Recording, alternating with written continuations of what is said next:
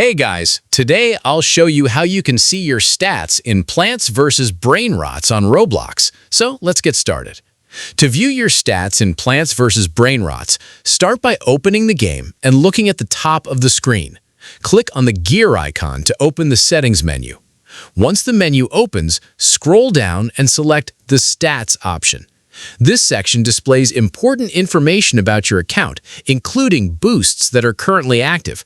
You can check details such as your money boost and luck boost, which can help you understand how quickly you're progressing in the game. Another way to see your luck boost is by looking at the building where the Brainrots spawn, as the boost information is also displayed.